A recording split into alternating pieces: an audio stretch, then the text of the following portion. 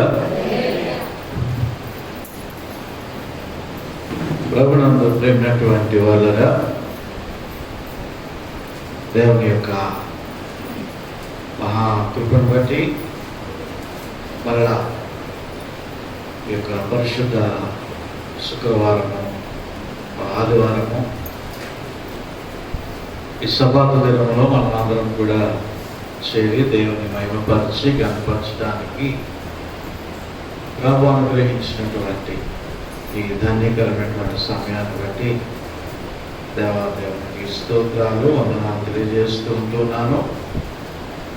అదేవిధంగా మరి కూడి వచ్చినటువంటి విశ్వాసులైన మీ అందరికీ కూడా ప్రభు పేరిట వందనాలు తెలియజేస్తూ ఉంటున్నాను.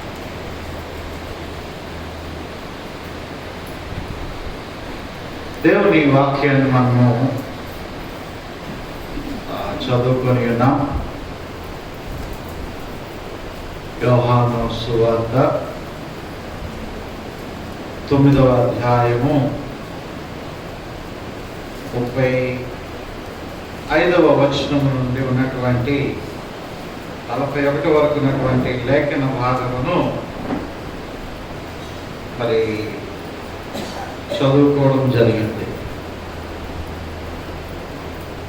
ఆ యొక్క సన్నివేశాన్ని మనం ఒకసారి జ్ఞాపకం చేసుకుంటే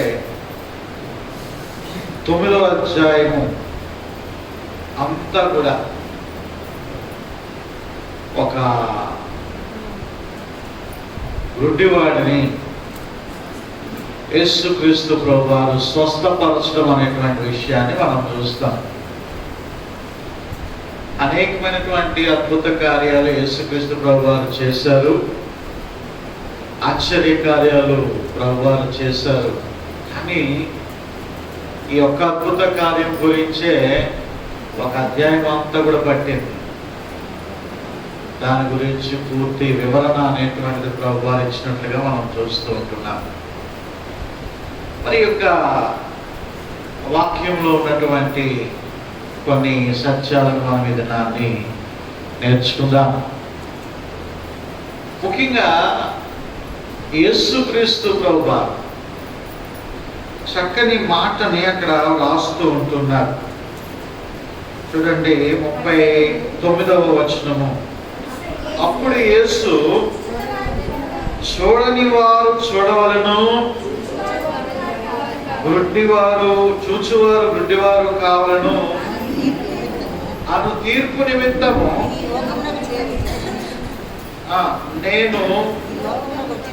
నేను ఈ లోకంలోకి వచ్చునని చెప్పెను.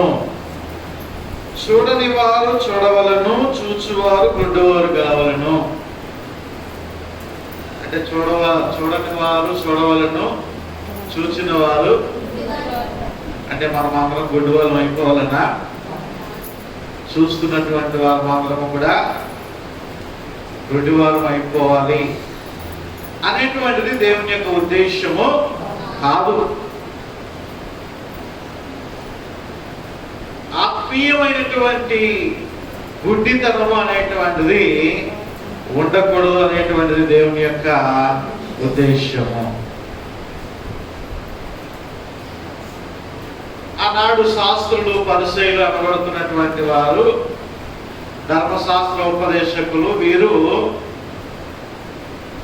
పైన ఉన్నటువంటి ఆచారాలను, వ్యవహారాలను, నియమాలను, నిష్టలను మాత్రమే చూస్తున్నారు. బాహ్యమైనటువంటి రూపాన్ని మాత్రమే వారు ప్రజలకు చెప్తూ ఉన్నారు, వాళ్ళు అవలంబిస్తూ ఉంటున్నారు తప్ప వారి లోపల ఉన్నటువంటి ఈ యొక్క భయంకరమైనటువంటి దుర్గుణాలను, ఈ యొక్క అసూయ, ఈర్ష్య, ద్వేషము, పగ, పొరుగు వారిని ప్రేమించలేకపోవడము, చిన్న మనసుతో ఎదుటి వారిని చూడడము, ఇటువంటి అనేకమైనటువంటి విషయాలు వాళ్ళు ఉంటున్నాయి తప్ప బాహ్యంగా మట్టుకు వారు చాలా అందంగా చక్కగా కనబడుతూ ఉంటున్నారు. అయితే ప్రియమైనటువంటి దేవుని బిడ్డలారా, ఇక్కడ మనం చూసినట్లయితే ప్రభువారు, యేసుక్రీస్తు ప్రభువారు ఆయన స్వయముగా ఆయన హెచ్చరిస్తూ ఉంటున్నారు. ఇదిగో చూడని వారు చూడవలను, చూచువారు గురుడివారు కావలెను. నేను చాలాసార్లు చెప్పాను కదా అంటే, మనము బాహ్యంగా శారీరకంగా ఎంత అనారోగ్యగ్రస్తులమైనా పర్వాలేదు, నీకు ఏ జబ్బున్నా పర్వాలేదు, నీవు గుడ్డివాడవైనా, అంగవైకల్యం కలిగినటువంటి వాడవైనా, బలహీనుడవైనా, రోగగ్రస్తుడవైనా, ఏ వ్యాధి నీకు సోకినప్పటికీ కూడా యేసుక్రీస్తు ప్రభువారు నీకున్నటువంటి వ్యాధులను బట్టి ఆయన ఎక్కడ కూడా ఆయన తీర్పు తీర్చుడు. నీకు ఇది జబ్బు ఉంది కాబట్టి నీవు పరలోక రాజ్యానికి రావడానికి వీల్లేదు, నీకు బలహీనత ఉంది కాబట్టి నీవు దేవుని రాజ్యంలో ప్రవేశించడానికి వీల్లేదు అనేటువంటి షరతులు, కండిషన్లు ఎక్కడ కూడా పెట్టలేదు. ఎందుకంటే మనము ఎప్పుడైతే ఈ శారీరకమైనటువంటి అనారోగ్యాలతో, బలహీనతలతో, ఈ రోగాలతో మనము మరణిస్తామో, మరణించిన వెంటనే యేసు రక్తము ద్వారా మన శరీరాలను, మన ఆత్మను ఆయన ఏం చేస్తూ ఉంటాడు? ఆయన సమస్తంలో కూడా శుద్ధి చేసేస్తూ ఉంటాడు. ఇప్పుడు పరలోక రాజ్యంలోనికి మనం ఎలాగ వెళ్తామంటే నూతన శరీరముతోనూ, మహిమ శరీరముతోనూ ఆయన సన్నిధిలో మనం ప్రవేశిస్తాం. కాబట్టి ఇక్కడ వ్యాధులు ఉండవు, బాధలు ఉండవు, కన్నీరు ఉండదు, దుఃఖం ఉండదు, అంగలార్పు ఉండదు, ఏ విధమైనటువంటి వేదన అనేటువంటిది అక్కడ ఉండదు. హల్లెలూయా. అది ఎవరికి దొరికింది? యేసుక్రీస్తు ప్రభువారిని నమ్మి విశ్వసించినటువంటి వారికే ఆ భాగ్యం దొరికింది. అయితే నీవు ఆత్మీయమైనటువంటి గుడ్డితనము నీవు కలిగి ఉంటే మటుకు ఖచ్చితంగా నీవు పరలోకానికి వెళ్ళవు. ఆత్మీయానుసారమైనటువంటి గుడ్డితనము ఉండడానికి వీల్లేదు అని దేవుని యొక్క వాక్యము తెలియజేస్తోంది. నువ్వు శారీరకంగా ఏ విధంగా ఉన్నా పర్వాలేదు, నీ బలహీనతలు, నీ అనారోగ్యాలు, నీ సమస్యలు ఏమున్నప్పటికీ కూడా వాటన్నిటినీ కూడా ప్రభువు విడిపిస్తాడు. ఒకవేళ విడిపించకపోయినప్పటికీ కూడా ఆయనే మన దేవుడు, ఆయనే మన రక్షకుడు, ఆయనే మన సర్వము కూడా. హల్లెలూయా. ప్రియమైనటువంటి దేవుని బిడ్డలారా, ఇదిగో అపోస్తుల కార్యంలో ఒక వాక్యం చూద్దాం. ఈ అపోస్తుల కార్యంలో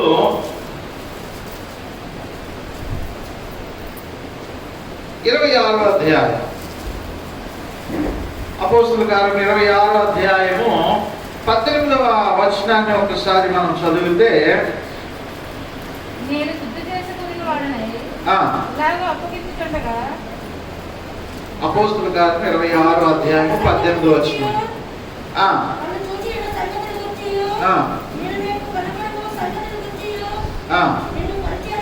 నిన్ను పరిచారకునిగాను సాక్షిగాను నియమించుటకు కనబడి ఉన్నాను. నీవు లేచి నీ పాదములు మోపి నిలుపుము.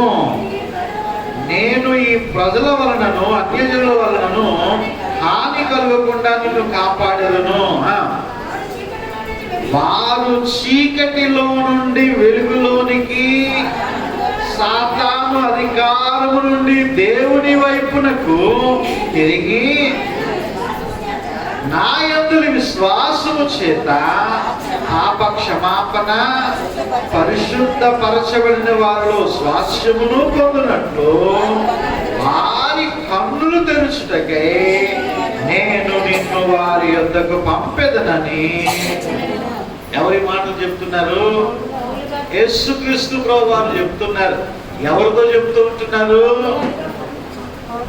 సౌలుగా ఉంటున్నటువంటి పౌలు గారితో, మార్చబడినటువంటి, మారుతున్నటువంటి పౌలు గారితో అక్కడ యేసుక్రీస్తు ప్రభువారు చెప్తున్నారు. ఏమని చెప్తున్నారు? ఇదిగో ఈ లోకంలో అనేకమైనటువంటి వారు అంధత్వంలో వారు ఉంటూ ఉన్నారు, వారి గుడ్డితనంలో ఉంటున్నారు, వారి గుడ్డితనంలో వారు జీవిస్తున్నారు, అంధకారంలో వారు జీవిస్తున్నారు. ఇదిగో నేను ఎందుకు నిన్ను ఎన్నుకున్నానో తెలుసా?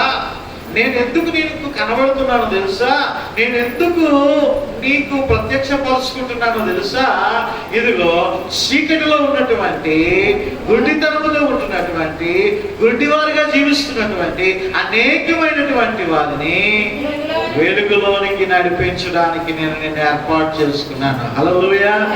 ఈ మాటలు పౌలు గారితో చెప్తున్నారు.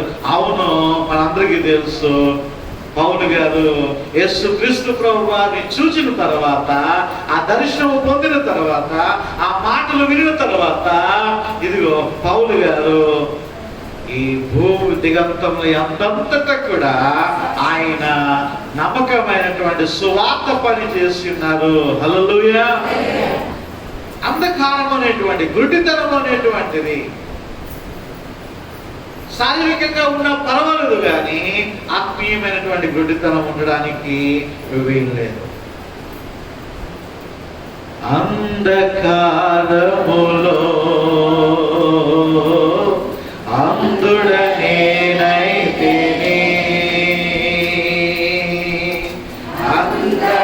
అంధకారములో అందుడనేనైతిని, నిన్ను చూచే నేత్రములు నాకు సగుమయా నజరేయుడా, నిన్ను చూచే నేత్రములు నాకు సగుమయా నజరేయుడా, నా ఆశ నీవయ్యా, నా ధ్యాస నీవయ్యా, నా శ్వాస నీవయ్యా, నా భాష నీవయ్యా, యేసయ్యా. నిన్ను చూడాలని ఆశ మెస్సయ్యా, నిన్ను చేరాలని ఆశ. ఎవరు ఉన్నారు నాకు ఈ లోకములో, ఎవరు నా తోడు రారు ఈ లోకములో. ఇమ్మానుయేలైనా నా దైవం నీవేగా, ఇమ్మానుయేలైనా నా దైవం నీవేగా, యేసయ్యా. నిన్ను చూడాలని ఆశ మెస్సయ్యా, నిన్ను చేరాలని ఆశ. హల్లెలూయా. ప్రియమైనటువంటి దేవుని బిడ్డలారా, యేసయ్యను చూడాలి అంటే పరిశుద్ధత కావాలి. అయితే ఈ గుడ్డితనము ఏ విధముగా పరలోకములోనికి వెళ్లకుండా, దేవునితో సహవాసం చేయకుండా, దేవునిని చూడకుండా ఏ విధముగా అటగిస్తున్నది అనేటువంటి విషయాన్ని మనం జ్ఞాపకం చేసుకుందాం. వేటి ద్వారా మనం గుడ్డివారం అవుతున్నాం అనేటువంటిది ఒకసారి మనం జ్ఞాపకం చేసుకుందాం. చూడండి, మొట్టమొదటిగా మొదటి యోహాను పత్రిక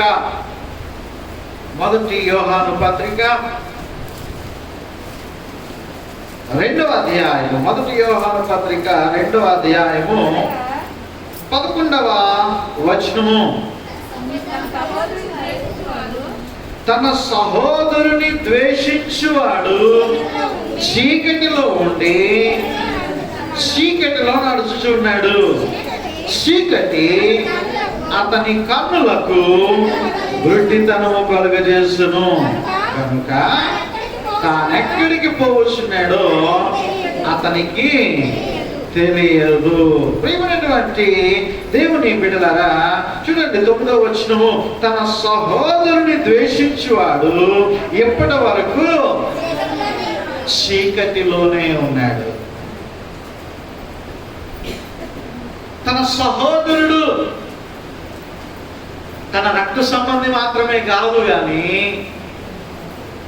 యేసుక్రీస్తు ప్రభు వారే సాక్షాత్తు అంటారు, ఇదిగో అయ్యా, నిన్ను చూడడానికి నీ యొక్క సహోదరులు వచ్చారు అని అంటే అప్పుడు ఆయన అంటాడు, ఎవరు నా సహోదరులు?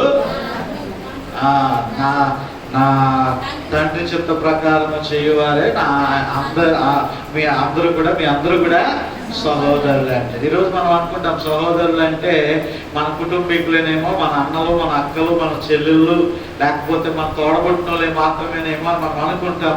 కాదు, క్రీస్తు యేసు మహిమైశ్వర్యంలో ఆయన శరీరంలో మనమందరం కూడా అవయవుల వంటి వారమే. అందుకే సహోదర సహోదరులారా మన క్రైస్తవులు ఎక్కువగా మనం పిలుస్తూ ఉంటాం. ప్రియమైనటువంటి దేవుని బిడ్డలారా, నిజంగా ఈ యొక్క సహోదరులను ద్వేషించువాడు, వారిని చిన్న చూపు చూసేవాడు, ఇటువైపునటువంటి వ్యక్తికి స్తోమత ఉన్నప్పటికీ, ఆర్థికమైనటువంటి స్థితిగతులు అధికముగా ఉంటున్నప్పటికీ కూడా తన సహోదరులైనటువంటి వారిని పట్టించుకోలేనటువంటి వారు, ఇతరులకు సహాయం చేయలేనటువంటి వారు, వారి మీద పగ, ప్రతీకారము, కక్ష, ఈర్ష, ద్వేషము, పగ పెంచుకునేటువంటి వారు, వారు ఏ విధముగా నాశనం అయిపోవాలా, ఎత్తుకు పై ఎత్తులు వేయాలి, వారిని ఎలాగైనా సరే అనగద్రొక్కాలని చూసేటువంటి వారు. వీరెవరట? గుడ్డివారు. వీరు చీకటిలో నడుస్తూ ఉంటున్నారు. దీనికి యేసుక్రీస్తు ప్రభువారిని మనం ఏం చేయాలా? ఉదాహరణగా, సాదృశ్యంగా మనం తీసుకోవాలి. ఆయన ముఖము మీద ఉమ్మి వేసిన, ఆయన చెంపల మీద కొట్టిన, చెంపలు పెరికి వేసిన, ముఖం మీద ఉమ్మి వేసిన, పిడిగుద్దులు గుద్దినప్పటికీ కూడా యేసుక్రీస్తు ప్రభువారు వారిని క్షమించి వేసి ఉన్నారు. హల్లెలూయా. ప్రియమైన దేవుని బిడ్డలారా, ఒకవేళ ఎవరి మీదైనా మనం పగ, ప్రతీకారము, కక్ష, ఈర్ష, వారితో మాట్లాడకపోవడము, వారిని పిలవకపోవడము, వారి మీద ఏదో రకమైనటువంటి ఉద్రేకం పెంచుకోవడము, ఇవన్నీ చేయడం ద్వారా అటువైపు ఉన్నటువంటి వ్యక్తికి ఏం జరుగుతుందో తెలియదు, కానీ నీకు మటుకు రక్తపోటు పెరిగిపోతుంది. ఏంటది? బీపీ పెరిగిపోద్ది. కోపం, ఆవేశంతో కూడినటువంటి ఆయాసం, రాత్రులు నిద్రకు పట్టకపోవడం, ఉదయం వరకు లేచి ఉండడం, ఎలా చేయాలని ఆలోచించడం. ఎవరు ఆరోగ్యం పాడైపోతుంది? మన ఆరోగ్యమే పాడైపోతుంది. అంతా ప్రభువే చూసుకుంటాడు అని ప్రభువుకు మనం వదిలిపెట్టేసేయాలి. నీవు బతికి ఉన్నంత కాలము, నీ జీవితము ముగింపు కాలంలో ఎప్పుడు ముగింపో మనకు తెలియదు. కాబట్టి మనకి ఒక శత్రువు కూడా ఉండడానికి వీలు లేదంటండి. వాళ్ళు మాత్రమే పరలోకానికి వెళ్తారు. హల్లెలూయా. ఒకసారి మనం స్వపరీక్ష చేసుకోవాలి. అమ్మో, నాకు ఎవరైనా శత్రువులు ఉన్నారేమో, నేను ఎవరి మీదైనా పగబడుతున్నానేమో, వారితో నేను మాట్లాడడం మానేస్తానేమో, వారి మీద ఎత్తులు పై ఎత్తులు వేస్తున్నానేమో, వారు నాశనం అయిపోవాలి. ఇరుపల్లి వారు ఉంటూ ఉంటారు. వారు నాశనం అయిపోను, వాడు ముగ్గుపాలు అయిపోను, వాడు మట్టిపాలు అయిపోను అని చెప్పేసి చాలా మంది దుమ్మెత్తి పోస్తూ ఉంటారు. ప్రియమైనటువంటి దేవుని బిడ్డలారా, అలాగ దుమ్మెత్తి పోయడం అనేటువంటిది క్రైస్తవుల యొక్క పని కాదు. క్రైస్తవుడు కేవలము ప్రార్థన మాత్రమే చేయాలి. సమస్తమును కూడా ఆయనకి వదిలిపెట్టేయాలి. ఆయన ఏం చేస్తాడో ఆయన చిత్తం అంతే. ఏమంటాడు ఆయన? పగ తీర్చుకొనుట ఆ పని అంటాడు ఆయన. ఆయనకి తెలుసు, మనందరికీ తెలుసు కదా, ఫరో సైన్యాన్ని ఆయన ఏం చేసి ఉన్నాడో. దేవుని బిడ్డల జోలికి వచ్చినప్పుడు, దేవుని బిడ్డలను విసిగించినప్పుడు, దేవుని బిడ్డలను దాస్యంలోకి వచ్చినప్పుడు ఏం చేసి ఉన్నాడు? ఎర్ర సముద్రంలో వారిని ముంచి వేస్తున్నాడు. అలా మనం ప్రార్థన చేయకూడదు. మనం ప్రభువాన్ని ఎర్ర సముద్రం ముంచేసాం కదా, ఇంటికి ముంచే, ఇది ఏదో యాక్సిడెంట్ అయిపోవాలా, ఇది చచ్చిపోవాలా, ఇది నాశనం అయిపోవాలా, రాలిపోవాలా అని మనం ఎప్పుడు కూడా ప్రార్థన చేయకూడదు. ప్రభువా క్షమించుము. రాదు మనకి. క్రైస్తవత్వం అంటే చాలా కష్టం అంటే అది. అది బయటికి కనిపించేదిగా తలస్నానం చేసేసి 3 సార్లు తిరిగేసి దేవుడు పెట్టినంత ఈజీ కాదు. లోపల సంబంధించినటువంటి విషయము, ఆత్మీయ సంబంధమైనటువంటి గుడ్డితనం అనేటువంటిది పోవాలి. ప్రియమైనటువంటి దేవుని బిడ్డలారా, మొట్టమొదటిగా ఈ భయంకరమైనటువంటి పాపము అనేటువంటి ఈ యొక్క గుడ్డితనం. పాపం అంటే మనం ఏదో పాపం చేసుకుంటాం, అబ్బో ఎంత పాపియో పాపమో చేసేసాడు అనుకుంటాం. కానీ పాపం అంటే నీ సహోదరుని ద్వేషించినప్పటికీ కూడా పాపమే. వాడిని దూరంగా పెట్టి, నిజంగా ఈ కరోనా కష్టకాలంలో దేవుడు అనేక మందిని పోషించాడు, ఆయన కృప ద్వారా భద్రపరిచాడు, క్షేమం ఇచ్చాడు, పస్తులు లేకుండా దేవుడు పోషించాడు. ప్రియమైనటువంటి దేవుని బిడ్డలారా, నీవు లేనటువంటి వారికి నీ సహోదరుడు పస్తులు ఉన్నాడేమో, నీ బయట వారి సంగతి వద్దు, నీ ఇంట్లో ఉన్నటువంటి వారు ఎవరైనా పస్తులతో ఉన్నారేమో, నీ యొక్క రక్త సంబంధికులు ఎవరైనా పస్తులతో ఉంటున్నారేమో, వారు ఉద్యోగాలు లేక అలమటిస్తూ ఉంటున్నారేమో, వారు తినడానికి తిండి లేక అలమటిస్తూ ఉంటున్నారేమో, వారు లేబడి పరిస్థితుల్లో ఉంటున్నారేమో. అయ్యో, వారికి సహాయం చేయాలి, వారికి ఎంతో కొంత సహాయం చేయాలి, వారికి ఏదో ఒకటి ఇవ్వాలి అనేటువంటి తలంపు నీలో పుట్టాలి, ప్రభువుని ఎరిగినటువంటి వారిగా. ప్రియమైనటువంటి దేవుని బిడ్డలారా, సహోదరుని ద్వేషించిన ఎడల నీవు రొడ్డివాడివే. ఆ రోజు సృష్టి ఆరంభంలోనే కయీను ఏం చేశాడు? హేబేల్ని హత్య చేసేసాడు. దేనివల్ల? అసూయ. అలాగే మోషే బండను తాకమంటే కొట్టడం ద్వారా అయ్యో మోషే కూడా దేవుని యొక్క ఉగ్రతకు కారణమయ్యాడు. ఈరోజు మనము ఈ యొక్క గుడ్డితనంలో మనం ఉండడానికి వీలు లేదు. ప్రభువు సమాధానకర్త, ఆయన సమాధాన పరుస్తాడు. ప్రియమైనటువంటి దేవుని బిడ్డలారా, ఈ ఒకసారి జార్జ్ ముల్లర్ అనేటువంటి దైవజనుడు ఉన్నాడంట. ఆ దైవజనుడు తీవ్రమైనటువంటి బలహీనతతో అనారోగ్యంతో చనిపోయేటువంటి పరిస్థితిలో ఉంటున్నప్పుడు హాస్పిటల్లో ఆయన అడ్మిట్ చేశారట. హాస్పిటల్లో అడ్మిట్ చేసినప్పుడు అనేక మంది, లక్షల మంది ఆయన చూడడానికి వస్తున్నారంట కానీ లోపలికి ఎలా చేయటం లేదు, లోపలికి పంపించట్లేదు. ఈలోగా చీటీలు రాసి పంపిస్తున్నారు. పలానా అయ్యగారు వచ్చారు, పలానా ఆవిడ వచ్చింది, పలానా మీ సంఘ విశ్వాసం వచ్చాడు, పలానా భక్తిపరుడు వచ్చాడు, పలానా ఆయన వచ్చాడు, పలానా చర్చిలో ఉన్నటువంటి ఆయన వచ్చాడు. ఇలాగ ఇవి లెక్కలు చూస్తున్నాడంట. ఎవరికైనా పర్మిషన్ ఇస్తే, ఎవరికైనా పర్మిషన్ ఇచ్చిన వాళ్ళు మాత్రమే లోపలికి రావాలా, జార్జ్ ముల్లర్ గారిని చూడాలా. అయితే ప్రియమైనటువంటి దేవుని బిడ్డలారా, అయితే వీళ్ళందరి పేర్లు చూశారు కానీ వీళ్ళందరి పేర్లు కూడా ఆయన లోపలికి అనుమతించలేదంట, ఎవరిని కూడా అనుమతించలేదంట. కానీ ఒకసారి జార్జ్ ముల్లర్ గారు సువార్త ప్రకటిస్తుంటే ఆ తప్పతాగి వచ్చి కొట్టినటువంటి వ్యక్తి కూడా మంచి పని అయిందని చెప్పడానికి వచ్చాడంట. ఆ వ్యక్తి వచ్చి ఒకసారి ఈ జార్జ్ ముల్లర్ గారి దగ్గరికి వెళ్ళి, నీకు మంచి శాస్త్రం, నీ దేవుడు నిన్ను ఎక్కడ కాపాడాడు అని అడగడానికి అని చెప్పేసి హాస్పిటల్కి వచ్చాడంట. హాస్పిటల్కి వచ్చినప్పుడు ఆ చీట్లో రాశాడట, పలానా ఆ పేరు ఏదో రాశాడట, రంగయ్య అనే ఒక పేరు రాశాడట. అప్పుడు జార్జ్ ముల్లర్ గారు చూశారంట. చూసిన వెంటనే గుర్తుపెట్టారట, ఓహో పలానా దినాన్ని ఈ రంగయ్య కదా నన్ను కొట్టాడు, ఈ రంగయ్య కదా నన్ను ద్వేషించాడు అని చెప్పేసి ఈ జార్జ్ ముల్లర్ గారు ఏం చేశారంటే, ఎంతమందికి ఇక్కడ పర్మిషన్ ఇవ్వలేదు, బిషప్లకు పర్మిషన్ ఇవ్వలేదు, పాస్టర్లకు పర్మిషన్ ఇవ్వలేదు, విశ్వాసులకు పర్మిషన్ ఇవ్వలేదు, కానీ ఈ రంగయ్యకి మటుకు పర్మిషన్ ఇచ్చారంట. ఈ రంగయ్యకి మటుకు పర్మిషన్ ఇచ్చారంట. ఈ రంగయ్యకి పర్మిషన్ ఇచ్చినప్పుడు ఈ రంగయ్య జాగ్రత్తగా హాస్పిటల్లోకి వెళ్ళాడట. ఆయన ఐసీయూలో ఉంటే ఐసీయూలోకి వెళ్ళాడట. ఐసీయూలో వెళ్ళి జాగ్రత్తగా ఆ జార్జ్ ముల్లర్ గారి దగ్గరికి వెళ్ళి, నేను గుర్తున్నానా అని అన్నాడట. అప్పుడు అయ్యగారు అన్నారట, నువ్వెందుకు గుర్తులేవు, నువ్వంత మహా ఘనకార్యం చేస్తావు కదా, నువ్వు నాకు ఎప్పటికీ గుర్తే ఉంటావు అని చెప్పి అన్నాడట. మరి అడిగాడట, ఎంతమంది ఉన్నారు కదా, ఎంతమంది ఉన్నప్పుడు వీళ్ళందరికీ కూడా పర్మిషన్ ఇవ్వలేదు, నాకు మాత్రం ఎందుకు పర్మిషన్ ఇచ్చావు?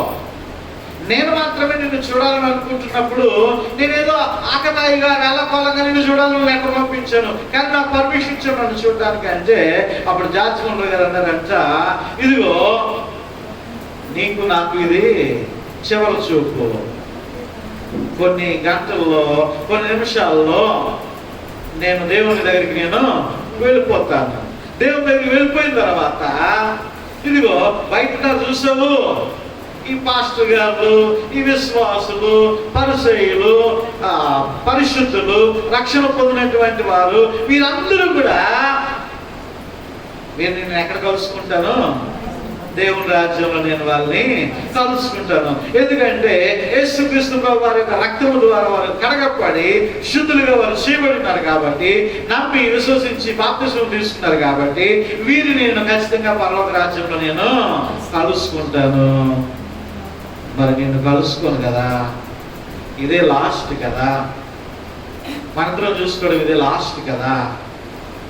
ఒకవేళ నీవు కానీ రక్షణ పొందావు అనుకో, ఎప్పటికైనా కూడా నమ్మి విశ్వసించి బాప్తిస్మం పొంది రక్షణ పొంది యేసే రక్తం ద్వారా నీ పాపములని ఒప్పుకొని ఆయన రక్తంలో కడిగి వేసుకున్నావు అనుకో, నిన్ను కూడా నేను పరలోక రాజ్యంలో చూస్తాను.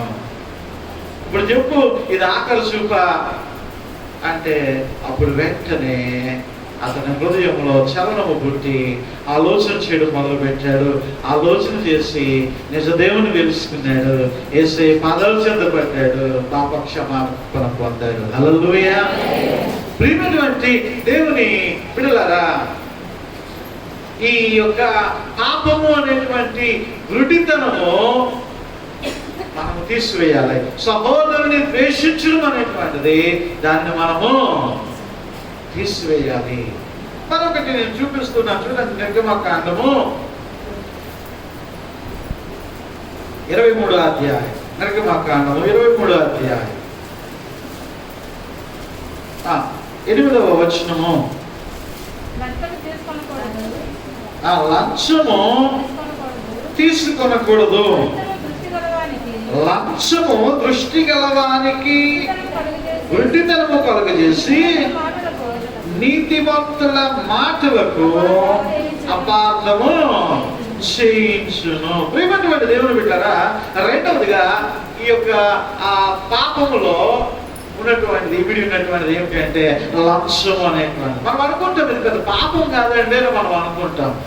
లంచము అన్యాయముగా సంపాదించినటువంటిది, అక్రమముగా సంపాదించినటువంటిది మన గృహాల్లో ఉండడానికి వీల్లేదండి, మన యొక్క హృదయాల్లో ఉండడానికి వీలు లేదు. ప్రభువారు చెప్తారు కదా, తండ్రి అయినటువంటి దేవుడు ఇచ్చినటువంటి 10 ఆజ్ఞలలో చివరి ఆజ్ఞ, నీ పొరుగు వారి దేనినైనా నీవు ఆశింపకూడదు. అతని ఎద్దునైనను, అతని గాడిదనైనను, అతని దాసుడునైనను దాసీనైనను, నీ పొరుగువాని భార్యనైనను, నీ పొరుగువాని దయ్యుండు దేనినైనను కూడా నీవు ఆశింపకూడదు. లంచము అనేటువంటిది నిజంగా, ఈ లంచము అనేటువంటిది నిజంగా అవమానం తీసుకుని వస్తుంది. ఏమంటే ఎంత అవమానం అంటే, ఒక్కొక్కసారి అవి మంచి పోలీస్ ఆఫీసర్, మంచి మున్సిపల్ ఆఫీసర్, మంచి ఎంఆర్ఓ అంతవరకు ఉంటాడు. ఇంకొక 2 సంవత్సరాల్లో రిటైర్మెంట్ అయిపోతూ ఉంటాడు, మంచి పేరు తెచ్చుకుంటాడు. ఒక్కసారి ఏసీబీకి దొరికినటువంటి పెద్ద తిమింగలం అని పేరు వస్తుంది మనకి, హెడ్లైన్స్ కదా, తిమింగలం అని పేరు వస్తుంది. ఏం తిన్నాడట? మొత్తం ఊడ్చేసాడు మొత్తం మాట. దేవుడు తిమింగలం ఏసీబీకి చిక్కింది, లంచం తీసుకుని. ఎంత అవమానం అండి! పేరు ప్రఖ్యాతలన్నీ ఏమైపోతాయి? బయటికి వెళ్ళి ముఖం చూపించగలరా? ఎంత భయంకరమైనటువంటి స్థితి! లంచం అనేటువంటిది ఉండకూడదు. కొంతమంది ఉంటూ ఉంటారు, నిజంగా గవర్నమెంట్ ఉద్యోగస్తులకి చక్కని జీతాలు ఉంటుంటాయి, జీతభత్యాలు ఉంటుంటాయి, వారికి అన్ని రాయితీలు ఉంటుంటాయి, పెన్షన్లు ఉంటుంటాయి. గవర్నమెంట్ వారిని చిన్న బిడ్డని చూసుకున్నట్టుగా వారు చూసుకుంటూ ఉంటుంది. నీకు డెలివరీ వచ్చిన టైంలో సెలవులు ఇచ్చేస్తూ ఉంటారు, పండగలు వస్తే సెలవులు ఇచ్చేస్తూ ఉంటారు, సాయంత్రం 5 గంటలకు ఇంటికి వెళ్ళిపో అంటూ ఉంటారు. అన్నీ బాగానే ఉంటాయి. నెల తిరగకుండా ఫస్ట్ వచ్చినప్పటికి బ్యాంకులో అకౌంట్ అయినా సరే వాళ్ళ కింద చెయ్యేడుతూ ఉంటారు. నాకేంటి అంటే ఇంకా ఏదైనా పని చేయాలంటే డబ్బులు కొట్టు చెప్పాలా? ప్రియమైనటువంటి దేవుని బిడ్డలారా, అది దేవునికి ఇష్టమైనటువంటి పని కాదు. లంచము తీసుకుంటే నీ ఇంటికి శాపము. అది ఆ శాపము అనేటువంటిది నీ ఇంటికి ఉంటుంది, అవమానం ఉంటుంది, అలానే అనారోగ్యం కూడా ఉంటుంది కదా. అపోయింది డబ్బు కూడా పెట్టాను, ఇన్కమ్ ట్యాక్స్ కట్టాలో కట్టకూడదు, బ్యాంకులో 5 లక్షలు దాటేసి 3 లక్షలు దాటేసి ఇంకా బినామీలు ఎత్తుక్కుంటాడు. ఆ బినామీ ఈ బినామీ, వాడి పేరు మీద పెట్టాలి, వీడి పేరు మీద పెట్టాలి. వీడికి ఏముండదు, నిద్ర ఉండదు, కష్టపడతాడు, పని చేస్తాడు, కానీ అనేకమైనటువంటి ఆస్తులు సమకూర్చుకుని ఉంటాడు. కాబట్టి ఏ ఇన్కమ్ ట్యాక్స్ కట్టాలరా బాబు, ఎవడు వస్తాడు, ఎవడి మీద పెడతాడు, ఎవడు కేసు పెడతాడని చెప్పేసి ఆలోచన చేసుకుంటూ కూర్చుంటారు. తద్వారా ఆ బీపీ పెరిగిపోతుంది, ఆ షుగర్ పెరిగిపోతుంది, అనారోగ్యం పాలైపోతూ ఉంటాడు. ప్రియమైనటువంటి దేవుని బిడ్డలారా, కాబట్టి అక్రమంగా సంపాదించినటువంటివి, అన్యాయంగా సంపాదించినటువంటివి, అక్రమ వ్యాపారాలు, తప్పుడు గుర్తునే వచ్చి పడిపోవాలని అనుకుంటూ ఉంటారు అండి. అది చాలా పొరపాటు. దేవుడు కేవలము కష్టపడేటువంటి వారిని ఇష్టపడేటువంటి దేవుడు. హల్లెలూయా. నీవు చేస్తున్నటువంటిది చిన్న పని అయినను కూడా నీవు సిగ్గుపడడానికి వీల్లేదు. నీవు కష్టపడుతున్నావు, పని చేస్తున్నావు, దేవుడు నీ చేతుల కష్టార్జితమును ఆశీర్వాదకరముగా ఉంచుతాడు. నీవు నమ్మకస్తుడిగా ఉండు, నమ్మకస్తురాలుగా ఉండు, నీ డబ్బు నిలవబడుతుంది, దేవుడు నిన్ను ఆస్తికర్తలుగా చేస్తాడు. హల్లెలూయా. ఈ గుడ్డితనం కూడా చాలా మందికి ఉంటుందండి. అన్యాయము, అక్రమము, లంచము, వీటిని దేవుడు ఇష్టపడటం లేదు. మరొక గుడ్డితనం గురించి మనం చూసినట్లయితే మత్తయి సువార్త 15వ అధ్యాయం, మత్తయి సువార్త 15వ అధ్యాయము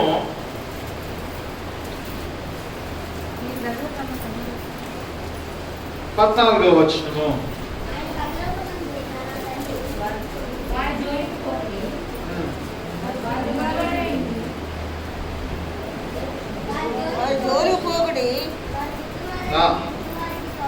వారి జోలికి పోకడి, వారు గుడ్డివారై ఉండి గుడ్డివారికి త్రోవ చూపువారు. గుడ్డివాడు గుడ్డివానికి త్రోవ చూపునేలా వారిద్దరూ కూడా గుంటలో పడుతురు కదా. రెండవదిగా స్వనీతి అనేటువంటి గుడ్డితనం అంటే స్వనీతి. ప్రియమైనటువంటి దేవుని బిడ్డలారా, ఇది ఎవరిని గురించి ప్రభువారు చెప్తున్నారంటే పరిసయ్యుల గురించి చెప్తూ ఉన్నారు. నేను ప్రారంభంలో చెప్పిన ప్రకారంగా పరిసయ్యులు ఎంతసేపు కూడా బాహ్యపరమైనటువంటి నియమ నిష్ఠలకే ప్రాముఖ్యత ఇస్తూ ఉంటున్నారు. ఇదిగో నీ వస్త్రధారణలో ఉండాలి, నీవు ఇలాగా తల మీద ఇలాగా పెట్టుకోవాలి, నీవు ధూపం వేయడానికి ఇవి తీసుకుని రావాలి, ఈ విధమైనటువంటి ఆచార వ్యవహారాలు నువ్వు చేయాలి. వీటి గురించే వారు ఆలోచన చేస్తున్నారు తప్ప ఆ లోపల ఉన్నటువంటి శుద్ధీకరణ గురించి వారు ఆలోచించడం లేదు. వాళ్ళు ప్రేమ, జాలి, దయ, కనికరము వాళ్ళు కనబడటం లేదు. వాళ్ళు స్వనీతి అనేటువంటిది. ఈ దినాల్లో కూడా ప్రియమైనటువంటి దేవుని బిడ్డలారా, మన భారతదేశంలో కూడా స్వనీతి బాబాలు ఎక్కువైపోయారు. స్వనీతి పూజారులు ఎక్కువైపోయారు. అలా అక్కడికి వెళితే నీకు మంచి జరుగుతుంది, అందులో మునుగు అంటే వెళ్ళిపోయి మునిగిపోతూ ఉంటారు. అలా కొండలు ఎక్కువ అంటే అక్కడికి వెళ్ళిపోతూ ఉంటారు. అంటే ఎవరికి తోచినట్లు వారు చెప్పడము, వాటిని ఆచరించడము. మన క్రైస్తవులు కూడా తక్కువ తినలేదండి. ఏమంటే నువ్వు యోగ్దానంలోనే బాప్తిజం తీసుకుంటేనే పరలోకానికి వెళ్తామని మొదలెట్టారు. ఏమండి యోగ్దానం ఎక్కడుంది? యెరూషలేములో ఉంది. యేసుక్రీస్తు ప్రభువారు అందులో బాప్తిజం తీసుకున్నారు కదా అని చెప్పేసి ఏదో వెళ్ళినటువంటి వారు ముచ్చటపడి దాంట్లో బీచ్లో కాలెక్కినట్టు అందులో కాలెక్కి వచ్చేస్తే పర్వాలేదు. ఇప్పుడు ఎలా పర్వాలేదంటే యోగ్దానం నదిలో బాప్తిజం తీసుకుంటేనే కానీ నువ్వు పరలోకానికి వెళ్ళవు. ప్రియమైన దేవుడు బిడ్డలారా, కొంతమంది ఏదో సరదాగా వెళ్తే పర్వాలేదు, కానీ కొంతమంది తప్పనిసరిగా నాగపట్నం వెళ్ళాలండి. ఏమంటే నాగపట్నం వెళ్ళి గుండు గోలికించుకొని రావాలండి. ఏమంటే కాకాని వెళ్ళాలండి, లేకపోతే ఇంకో గవర్నమెంట్ వెళ్ళాలండి. మామూలుగా ప్రదేశాలకి నువ్వు చూడడానికి వెళ్తే పర్వాలేదు, కానీ నీ మొక్కుబడులుగా ఉండడానికి వీల్లేదు అండి. నీ ఆచారం కింద ఉండడానికి వీల్లేదు. మనమే పాడతాం కదా, కొండలెక్కి రమ్మనడు మనలో కొలువుంటాడు, మొక్కులను కోరడు మనసిస్తే చాలును, బొమ్మ కాదయో జీవమున్న దేవుడు, బొమ్మ కాదయో జీవమున్న దేవుడు, మంచి దేవుడు, భలే మంచి దేవుడు, మంచి దేవుడు. హల్లెలూయా. గుర్తుందా మర్చిపోయారా? సువార్తకి ఇలాంటి రోజులు అయ్యింది కదా, అన్ని ముసుగుపోయాయి. 2 సంవత్సరాలు అయిపోయింది. అయ్యో ఎంత భయంకరమైన దినాల్లో ఉన్నామో కదా, ఎంత బాధ అనిపిస్తూ ఉంటుందో ఆలోచన చేసుకుంటూ ఉంటే. ప్రభా అన్ని మూసేసుకొని కూర్చున్నాం. మళ్ళా ప్రభా దినాలు రావాలని ఇవ్వాలని నీవు ప్రార్థన చేయాలి. ప్రభా నేను అందుకే బతుకున్నానని చెప్పి నీవు దేవునికి వాగ్దానం చేయాలి. నీవు వాగ్దానం చేస్తే ఎప్పుడో కరోనాను పంపించేది ఆయన. నువ్వు ఇంకా తీర్మానం చేసుకోవట్లా. ప్రభా నీ కొరకే జీవిస్తాను, నీ సువార్త ప్రకటిస్తాను, నీ సేవ చేస్తానని చెప్పేసి క్రైస్తవుల్లోనే చాలా మంది ఇంకా తీర్మానాలు లేవు. ఇంకా అదే బుద్ధి, అదే త్రోవ, అదే మార్గం, అదే అలవాట్లు. అవన్నీ విడిచిపెడితే కరోనా ఎప్పుడో పారిపోయేది కదా. ప్రియమైనటువంటి దేవుని బిడ్డలారా, స్వనీతి అనేది ఎవరు ఏం చెప్తారు చేసేయడం. పలానా బాబా ఇలా చెప్పాడు, ఇలా ఫోన్ కట్టించుకోమన్నాడు, ఈ గుమ్మం తీసి ఇటు సైడ్ పెట్టమన్నాడు, ఈ కిటికీ తీసి ఇటు సైడ్ పెట్టమన్నాడు, ఈ బీరువా తీసి ఇటు సైడ్ పెట్టమన్నాడు, పడుకున్నప్పుడు అటు సైడ్ పెట్టమన్నాడు. ఇవి ఎవరు చెబితే వాడిని నమ్మేయడమే. చెప్పండి ప్రియమైనటువంటి దేవుని బిడ్డలారా, వాటి ఎవ్వరిని కూడా నమ్మకండి. యేసయ్య వాక్యం ఏం చెప్తుందో దాన్ని మాత్రమే నమ్మండి. హల్లెలూయా. స్వనీతి అనేటువంటి గుడ్డితనము, ఆ సొంత నీతి దేవుని వాక్యం ఏం తెలియజేస్తుంది? యెషయా గ్రంథంలో 64వ అధ్యాయం 6వ వచనంలో మన స్వనీతి అంట ఆయన ఎదుట ఎలా ఉందట? మురికి కొట్టవలే ఉన్నదంట.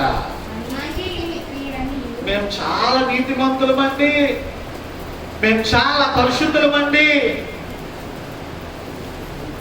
అని మనము నీతిమంతులమని చెప్పుకుంటున్నటువంటిది ఎలా ఉందట ఆయన దృష్టిలో? మురికి గుడ్డ అంట. మురికి గుడ్డ. మన నీతి ఆయన ఎదుట మురికి గుడ్డ వలె ఉంటున్నది. నువ్వు ఆయన నమ్ము, ఆయన యందు విశ్వసించు, ఆయన యందు నమ్మిక ఉంచు, ఆయన నిన్ను స్వస్థపరుస్తాడు, లేవనెత్తుతాడు, ఆశీర్వదిస్తాడు. స్వనీతి అది ఒక గుడ్డితనము అండి. నేనే భక్తి పరుణ్ణి, నేనే విశ్వాసిని, నేనే ప్రార్థనా పరుణ్ణి నువ్వు చెప్పవచ్చావులే. ఎప్పుడు కూడా ఎవరిని కూడా తక్కువ అంచనా వేయకూడదు. అందరినీ కూడా ఆయన సమానముగా చూసేటువంటి దేవుడు. యోబు అంటాడు, దేవునిలో పక్షపాతం ఉండదు అంటాడు. ప్రియమైన దేవుని బిడ్డలారా, అవును, ఆయన పక్షపాతి కాదు. అందరి మొరను కూడా ఆయన వినేటువంటి దేవుడు. ఆయన స్వనీతి, నువ్వు మనుషులు నమ్మొద్దు, మనుషుల మీద ఆధారపడద్దు. మూడవదిగా మరొక గుడ్డితనాన్ని నేను జ్ఞాపకం చేసుకుంటున్నాను. 2వ కొరింథీయులకు రాసినటువంటి పత్రిక 4వ అధ్యాయము 4వ వచనము. బైబిల్ తెచ్చారండి అందరూ కూడా. దేవుని స్వరూపమైన 4వ అధ్యాయం 4వ వచనం చదవండి అమ్మా. దేవుని దేవుని స్వరూపి అయ్యున్న క్రీస్తు మహిమను కనపరచు నిమిత్తము సువార్త ప్రకాశము వారికి ప్రకాశింపుకుడు నిమిత్తము ఈ యుగ సంబంధమైన దేవత అవిశ్వాసులైన వారి మనోనేత్రములకు వృద్ధితనము కలుగజేసెను. హల్లెలూయా. ఏమండి? అవిశ్వాసము అనేటువంటి గుడ్డితనము. ప్రభు వాక్యాన్ని నమ్మనటువంటి వారు, ప్రభు యొక్క మాటలని నమ్మనటువంటి వారు, ఆయన యందు విశ్వాసం ఉంచలేనటువంటి వారు, ఆయన యందు నమ్మిక ఉంచలేనటువంటి వారు, నిజంగా ఆయన వాక్యానుసారముగా నీవు జీవిస్తే ఆయన వాక్యములో ఉన్నటువంటి ప్రతి వాగ్దానాన్ని కూడా నీవు స్వతంత్రించుకుంటావు. హల్లెలూయా. సున్నైనను పొల్లైనను కూడా తప్పిపోదు. కాకపోతే షరతు ఉన్నది. ఏంటా షరతు? యెహోవా యందు భయభక్తులు కలిగి ఆయన త్రోవల యందు నడుచు వారందరూ ధన్యులు. ఆ తర్వాత అన్ని ఆశీర్వాదాలే. నీవు ధన్యుడు, నీకు మేలు కలుగును, నిశ్చయముగా నీ చేతుల కష్టార్జితం నీవు అనుభవించదు. 127, 128 దావీదు కీర్తనలు అన్ని కూడా నీ సొంతమే.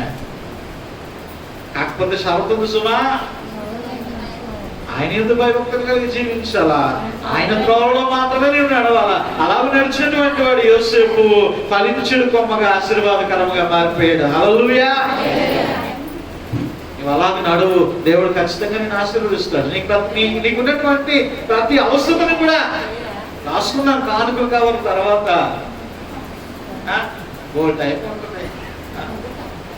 ఇంక అయిపోతుంది అనుకుంటున్నారేమో, రెడీ అయిపోతున్నారు అక్కడ. ప్రియమైనటువంటి దేవుని బిడ్డలారా, జ్ఞాపకం చేస్తూ ఉంటున్నాను, ఆయన త్రోవలో నీవు నడిచినట్లయితే ప్రతి ఆశీర్వాదము కూడా నీ సొంతమే, ప్రతి దీవెన కూడా నీ సొంతమే. నీలో అవిశ్వాసం అనేటువంటిది ఉండడానికి వీలు. అవిశ్వాసం ఉంటే దేవుని కార్యాలు నీవు చూడలేవు. గత వారము కాక ముందు వారం అనుకుంటాను, నేను ఒక వాక్యం చెప్పిన ప్రధాని కుమారుడు యొక్క స్వస్థత గురించి. నిన్న ఆయన ఏ గంటకు చెప్పానో అదే 1 గంటకు నా కుమారుడు కూడా స్వస్థపరచబడి ఉన్నాడు అని. ప్రియమైనటువంటి దేవుని బిడ్డలారా, నిన్నటి దినాన్ని, మన శుక్రవారం దినాన్ని కే లక్ష్మి, కొప్పుల లక్ష్మి గారి యొక్క ఆడపడుచు నీలరావు గారు, వారి చెల్లి, ఆమె ఇక అయిపోయింది ఆవిడ పరిస్థితి. అంత భయంకరమైనటువంటి పరిస్థితుల్లో ప్రార్థన చేయండి మాస్టర్ గారు. ఒకే కొడుకున్నాడు, మా అందరికి కూడా తెలుసు. అవునా, మార్కవల్స్లో జయనన్యూరమ్మ కోటలో ఉంటూ ఉన్నారు. మనకి నాని ఆటో డ్రైవర్ నాని తన భార్య మరి కొంతకాలం కూడా వచ్చారు. ఆ దూరం వెళ్ళిపోయిన తర్వాత మరి రావడం మానేశారు. అయితే ప్రియమైనటువంటి దేవుని పిల్లరా, ఆ కిడ్నీస్ ఫెయిల్యూర్ అయిపోయి ఎంతో భయంకరమైనటువంటి పరిస్థితి, అనారోగ్యము, నానా రకాలైనటువంటి బలహీనతలు ఉంటున్నాయి. ఇక కేజీహెచ్లో అడ్మిట్ చేశారు. కేజీహెచ్ నుంచి మళ్ళీ తీసుకుని వెళ్ళి భవానీ నగర్ వార్డులో వేసేసారు. ఇక అయిపోయింది. ఆక్సిజన్ పెట్టేశారు, వెంటిలేటర్ పెట్టేశారు, అన్ని పెట్టేశారు. మరి ఆ సహోదరి నాకు ఫోన్ చేస్తుంది, మాస్టర్ గారు ఇలాగా పరిస్థితి చాలా సివియర్గా ఉంది, ప్రార్థన చేయండి. వెంటనే నేను నా చేతిలో మొబైల్ ఉంది, వెంటనే మీకు కూడా నేను మెసేజ్ పెట్టాను. లక్ష్మి గారు ఆడపడుచుల బలహీనంగా. ప్రియమైన దేవుని బిడ్డలారా, ఆమె జీవన్ కూడా వాళ్ళందరికీ కూడా మొబైల్లో చూపించాడు. మా భాష గారు ఇలాగా ప్రార్థన చేయమని పెట్టారు, మా సంఘం అంతా కూడా ప్రార్థన చేస్తుందని చెప్పేసి వాళ్ళ బంధువులు కూడా చూపించాడట. నిజంగా ప్రియమైన దేవుని బిడ్డలారా, ఎంతమంది శుక్రవారము ప్రార్థనలో ఎక్కివించారో, ఆ బిడ్డ గురించి ప్రార్థన చేశారో ఏమండి. అదే శుక్రవారము, అదే మధ్యాహ్నము, అదే 3 గంటలకి ఆమె లేచి కూర్చుంది అక్కడ. హల్లెలూయా. నమ్మాలి దేవుని కార్యాలు, దేవుని క్రియలను. మనము నేను ప్రార్థన చేస్తే అయిపోద్దేంటి, ఇంకొక ఎవరు చేసుకుంటారులే, పాస్టర్ గారు చేసుకుంటారులే, లేదా పలానా భారతి గారు చేస్తారు, ఇలాగ విశ్వాసులు చేస్తారులే, ఇలాగ కాదు అండి. ఇదిగో ఎక్కడ 2-3 ఏకీభవించి ప్రార్థన చేస్తున్నారు, వారి మధ్య నేను ఉంటాను అంటున్నాడు. హల్లెలూయా. నిజంగా ఎంతమంది ఆ వాక్యాలను వింటూ ఆ శుక్రవారం పూట ఇక్కడ భాగ్యం పోగొట్టుకున్న గృహాల వద్ద ఉండి దేవుని ఆరాధిస్తూ ఉంటున్నారు ఈ ఉపవాస ప్రార్థనలో. ఎంతమంది యోనాలాగా నిద్రపోతున్నారు గొర్రె పెట్టుకొని. ఏమన్నాడు? బాగా గుర్తుంది కదా, ఏమన్నాడు? ఎవడన్నాడు? ఓ పనుడు వచ్చి గొప్ప ప్రవక్త యోనా. ఎంత గొప్ప దైవజనుడు! అయ్యో, అంత ఎత్తిరిగినటువంటి వ్యక్తిని ఓ పనుడు వచ్చి ఏమన్నాడు? పోయి నిద్రపోతా. ఎంతమంది పడుకున్నారు శుక్రవారం మధ్యాహ్నం పూట గొర్రె పెట్టి? అయ్యో, అవిశ్వాసం మాట అండి. అయ్యో, ఈ క్షణాన్ని పాస్టర్ గారు ప్రార్థన చేస్తుంటారే, పాస్టర్ గారి కుటుంబం ప్రార్థన చేస్తుంటారే, విశ్వాసులు ప్రార్థన చేస్తుంటారే, నేను పడుకుంటే నాకేమొస్తుంది? ఇక్కడ అర్థమైనటువంటి చెత్త చెదారం అంతా గంటల తరబడి చదువుతారు, గంటల తరబడి చూస్తారు. ఆ మోజీ అంటాడు, ఈ గోజీ అంటాడు, ఈ చెత్త అంటాడు, చెదారం అంటాడు, ఈ చాట్ అంటాడు, ఆ చాట్ అంటాడు, ఇవన్నీ చూస్తారు తప్ప అయ్యో, నీకు ఇచ్చినటువంటి మొబైల్ ఫోను అందులో ఇలా ఆన్ చేయడానికే ఎంత బాధో, ఎంత అవి చూసేటువంటి ఆతృత నీలో ఉండటం లేదండి. నేను ఈ 3 నెలల గ్యాప్ లో ఆమెనని పెట్టమన్నాను. ఆమెనని పెట్టిన పేరు కూడా నేను రాసుకున్నాను. వేరే నా అది పెట్టడానికి కూడా బతకమే. అమ్మో, నా సంఘంలో ఇంతమంది చక్కగా ఈ 10 మంది 15 మంది చూసారని ఎంత సంతోషిస్తారు. తెలియదు అంటారా? తెలియని వాళ్ళకి సంగతి వద్దు మనకి. మొబైల్ లేదా? ఆ లేని వాళ్ళ సంగతి లేదు. ఎంతమంది యవనస్తుల దగ్గర ఉన్నాయి మొబైల్ ఫోన్లు. నీ పనులన్నీ దేవుడు చేసేయాలా? నీకు మంచి ఉద్యోగం ఇచ్చేయాలా? మంచి భార్య ఇచ్చేయాలా? నువ్వు ప్రార్థన చేయక, నువ్వు మోకరించగా, నువ్వు అంగలార్చగా. కొంతమంది ఉంటారు అన్ని ఇచ్చిన తర్వాత దేవుడు మర్చిపోతూ ఉంటారు. ఏం చేస్తూ ఉంటారు? అన్ని ఇచ్చాక దేవుడు మర్చిపోతాడు. నీ అప్పులు బాధలు పోతాయి, నీ ఇబ్బందులు పోతాయి, నీ ఇంకా శ్రమలు పోతాయి, నీ బాధలు అన్నీ పోతాయి, దేవుడు మర్చిపోతూ ఉంటారు. ప్రియమైన దేవుని బిడ్డలారా, మన ఆత్మీయ నేత్రాలు తెరవబడి ఉన్నాయా? గుడ్డివారుగా మనం ఉంటున్నామా? ఊరకనే రావు శ్రమలు, ఊరకనే రావు ఇబ్బందులు, ఊరకనే రాదు అశాంతి. నీవు దేవునికి చోటు ఇవ్వకుండా దేనికో నీ హృదయంలో చోటిస్తున్నావు. ప్రియమైనటువంటి దేవుని బిడ్డలారా, ఇంద్రధనుసులో ఉన్నటువంటి రంగులు ఒకసారి మాట్లాడుకున్నాయంట. ఈ పచ్చని రంగు మాట్లాడుకుందంట. ఈ పచ్చ రంగు మాట్లాడుకొని నేనే గొప్ప, అందరికంట నేనే గొప్ప, ఈ భూమి మీద ఉన్నటువంటి ఈ పంట రంగు నాదే, చెట్ల రంగు నాదే, ఆకులు అల్లం రంగు నాదే, ఆ పైనుంచి చూస్తే అంత బ్యూటిఫుల్ గా కనబడినటువంటి అంతా కూడా నాదే, పచ్చని రంగు అంతా కూడా నాదే అనుకుందంట. ఆ తర్వాత నీలం రంగు వచ్చిందంట. కాస్త తగ్గితే మంచిది, నీ పచ్చ రంగు కన్నా నా నీలమే ఎక్కువ, ఈ భూమి మీద 3 అంతలు నేను కనబడతాను, నీరు రంగు అంతా కూడా నీలంగానే కనబడుతుంది పైనుంచి చూస్తే. అది లేకపోతే అసలు ఎవరికి కూడా మనుగడే లేదు, నేనే గొప్ప అన్నట్టు ఇంద్రధనుస్సులో ఉన్నటువంటి మరో నీలం రంగు. తర్వాత పసుపు రంగు వచ్చిందంట. నీ బడాయి చాలుకి తగ్గించు అన్నదంట. పసుపు రంగు వచ్చిందంట. ఈ పసుపు రంగు ఎక్కడి నుంచి వస్తుంది? ఇదిగో ఈ సూర్యుడి యొక్క కాంతిలోంచి వస్తుంది. ఈ కాంతి కానీ లేకపోతే మీ పనేమవుతుంది అన్నదంట. మీ ముగ్గురు కాస్త నోరు మూస్తారా అని ఎరుపు రంగు వచ్చిందంట. భూమి మీద ఉన్నటువంటి ఏ మనుష్యుని కోసినా సరే రక్తం బయటకు వస్తుంది. ఆ రక్తం రంగు ఏంటో తెలుసు కదా, ఎరుపు రంగు అన్నదంట. ఈలోగా ఎవడ గొప్ప ఆడే చెప్పుకుంటున్నాడు అని చెప్పి ఊదా రంగు వచ్చిందంట. రాజరికానికి గుర్తు నా ఊదా రంగు అంటే ఆ వైలెట్, రాజరికము ఆ గుర్తు అని అనుకో. ఇలాగ ఎవరికి వారు పోటీ పడి అనుకుంటూ ఉంటే పెద్ద ఉరుమురుమిందంట. ఒక్కసారి 4 మేఘాలు స్పీడ్గా వచ్చేటప్పటికీ బిక్కుబిక్కుమనుకోండి మొలకెళ్ళిపోయాయంట. బిక్కుబిక్కుమనుకోండి మొలకెళ్ళిపోయాయంట. ఈలోగా ఆ ఉరుములు మెరుపుల మధ్యలో దేవుడు వచ్చాడంట. వారు వెర్రి వెంకలప్పలారా బయటకు రండి ఒకసారి అన్నారంట. ఈ రంగులన్నీ బయటకు వచ్చాయంట. లైన్గా నిలబడండి అన్నారంట. లైన్గా నిలబడండి అనగానే ఒక రంగు తర్వాత ఒకటి, ఒక రంగు తర్వాత ఒకటి, ఒక రంగు తర్వాత ఒకటి తరగ నిలబడ్డాయంట. ఈ 7 రంగులు లైన్గా నిలబడినప్పటికీ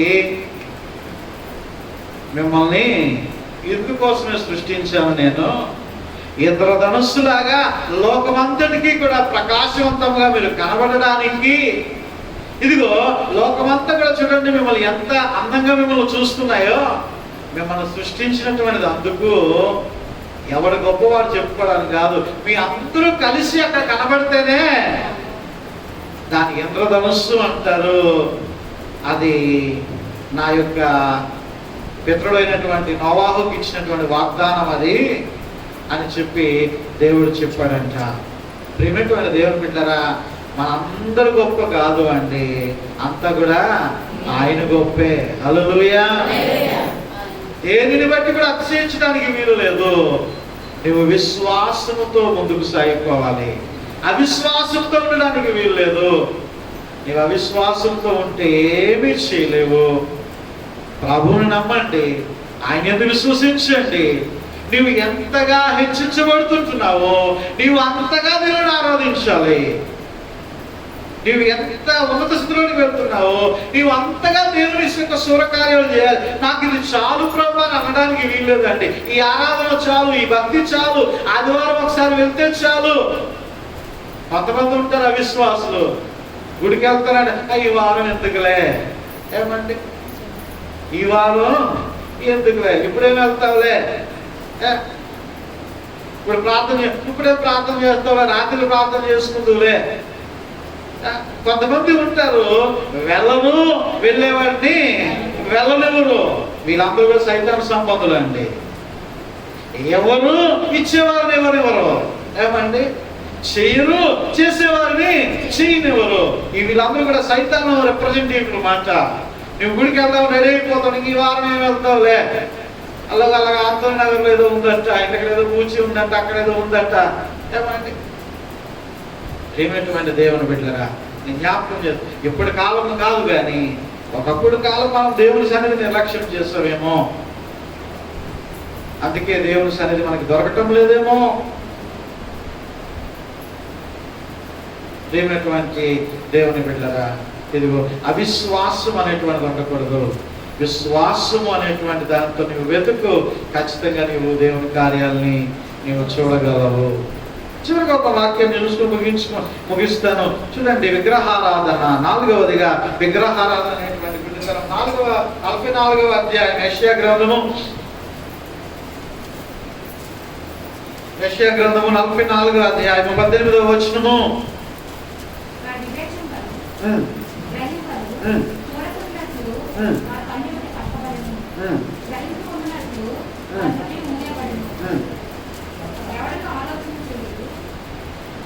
చదవండి.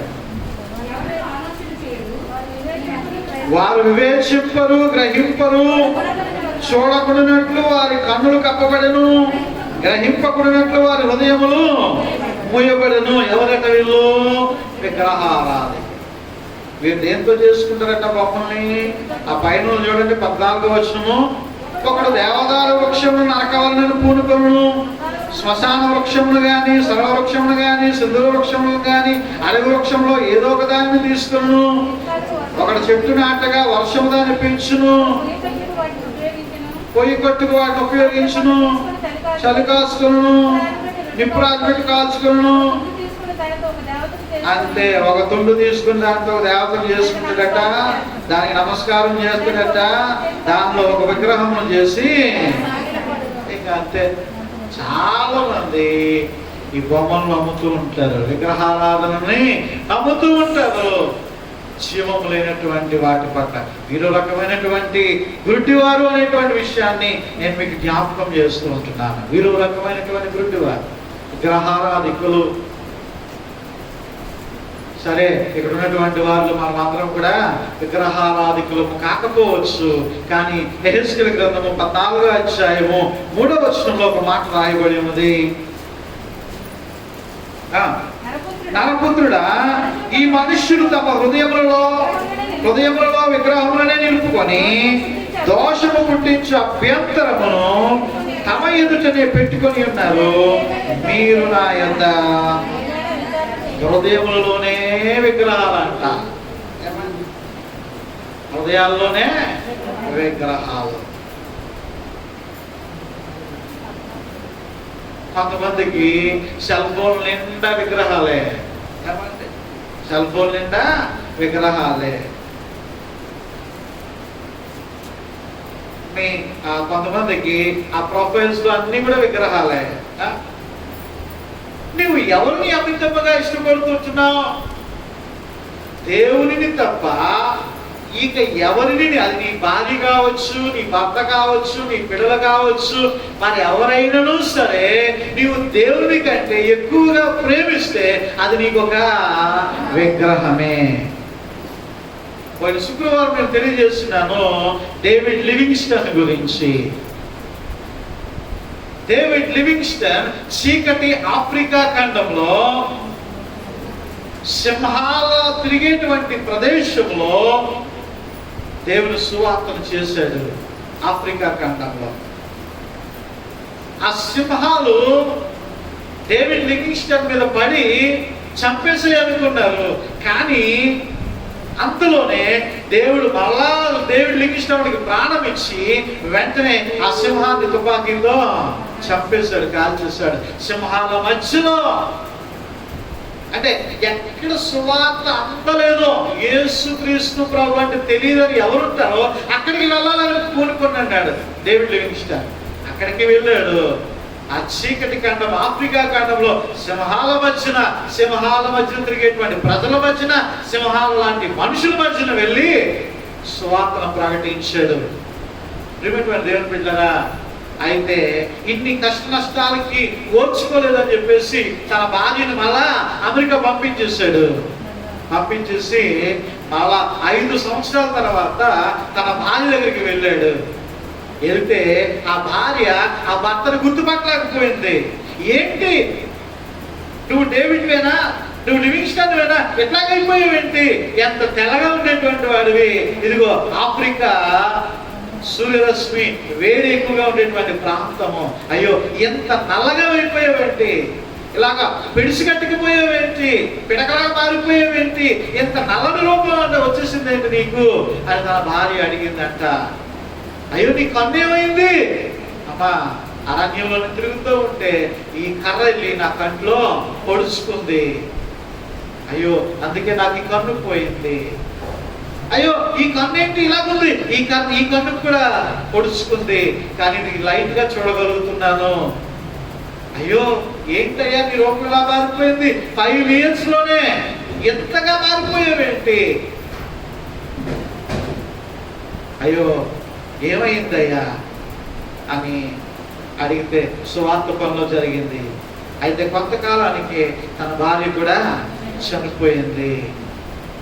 అంత ప్రేమగా మాట్లాడేటువంటి భార్య చనిపోయినప్పుడు డేవిడ్ లెవిషన్ అన్నటువంటి మాట, యేసయ్యా నీ సువార్తను చెప్పేటువంటి పరిస్థితుల్లో దేనిని కూడా నేను ఎక్కువగా ప్రేమించకుండా నీ పని మాత్రమే చేసేటువంటి కృప దయచేయని చెప్పి ప్రార్థన చేసి మరలా దేవుని సేవ చేయడానికి మరలా ఆ సింహాల మధ్యలోనికి, ఆ సింహాల వంటి మనుషుల మధ్యలోనికి, ఆ చీకటి ఖండమైనటువంటి ఆఫ్రికా ఖండంలోనికి వెళ్ళిపోయాడు. అక్కడే మరణించాడు. ప్రియమైనటువంటి దేవుని బిడ్డలారా, ఈరోజు ప్రభుకి, యేసయ్యకు ఆయన కన్నా దేనిని ఎక్కువగా ప్రేమించిన అది విగ్రహంతో సమానమే. ఒకవేళ ఈ 4 గుడ్డితనములతో మనం ఉంటున్నామేమో ఒకసారి మనం జ్ఞాపకం చేసుకోవాలి. పాపం అనేటువంటి గుడ్డితనము, సహోదరుని ద్వేషిస్తున్నామేమో, అక్రమంగా మనం సంపాదిస్తుంటున్నామేమో, లంచం తీసుకుంటున్నామేమో, వీటిని వదిలిపెడదాం. రెండవదిగా మనం చూస్తాం స్వనీతి అనేటువంటి గుడ్డితనము, సొంత నీతి, సొంత కార్యాలు. నేను భక్తిపరుణ్ణి, నేను నీతిపరుణ్ణి, నేను చాలా భక్తిపరుణ్ణి నీవు అనుకుంటున్నా, నేను చాలా ప్రార్థనాపరులను నువ్వు అనుకుంటున్నావేమో, నాకు అన్ని తెలుసని నువ్వు అనుకుంటున్నావేమో, నా పరిశుద్ధాత్మ వరం ఉంది, దేవుడు నాతో మాట్లాడతాడు, నేను ప్రవక్తని అనుకుంటున్నావేమో. లేదు, ఆ స్వనీతి ఆయన దగ్గర మురికి గొడ్డ వల్లే ఉంటుంది. అందుకే అంటున్నాడు ఆయన, సున్నం కొట్టినటువంటి సమాధులు అంటున్నాడు పరిసయ్యుల్ని. మూడవదిగా మనం చూస్తాం అవిశ్వాసం అనేటువంటి గుడితనం. ప్రభుని నమ్మాలి, ఆయన వాగ్దానాలు నమ్మాలి, ఆయన ఎందుకు విశ్వసించాలి. ఇంకా నీవు అవిశ్వాసంతో ఉండి దేవుని పక్కన పెడుతుంటున్నావేమో, ఆయన మీద అనుకోనకుండా నీ సొంత ప్రయత్నాలు చూస్తున్నావేమో. లేదు, ఆయన ఎందుకు విశ్వసించు, దేవుడిని ఆశీర్వాదకరంగా మారుస్తాడు. నాలుగవదిగా మనం చూసినట్లయితే విగ్రహారాధన. పక్కన పెడతాం విగ్రహారాధనని. ఆ బయట అనేక మంది విగ్రహారాధనలో కూరుకుపోయి మగ్గిపోతూ ఉన్నారు. ప్రభు వారి కంటే శ్రేష్ఠులుగా ఉంచినప్పుడు మన హృదయంలో కూడా విగ్రహాలు లేకుండా, మరి దేనిని కూడా ఆరాధించకుండా, ఏ వ్యామోహము లేకుండా ప్రభువుని మాత్రమే మన హృదయాల్లో పెట్టుకుందాం. ఖచ్చితంగా ప్రభు నిన్ను దీవెనకరముగా మారుస్తాడు. ఈరోజు నీవు ప్రార్థన చేయాలి, ప్రభువా ఒకవేళ ఈ విధముగా నేను గుడ్డివాడుగా ఉంటున్నానేమో, ఈ విధముగా గుడ్డిదానిగా ఉంటున్నానేమో, అయ్యా నా ఆత్మీయ నేత్రాలు తెరవండి, నీ జీవపు వెలుగులోనికి నన్ను నడిపించండి అని ప్రార్థన చేసినట్లయితే ఆయన నడిపించడానికి సిద్ధంగా ఉన్నాడు. అట్టి కృప ధన్యత పరిశుద్ధాత్మ దేవుడు మనందరి మీద దయచేయను గాక. ఆమేన్. చెవులు గలవాడు ఆత్మస్వరమును వినును గాక. ఆమేన్. కానుకలను సేకరించుకుందాం. సహోదరి ఒక పాటలో నడిపిస్తూ ఉంటుండగా కానుకలను సేకరించుకుందాం.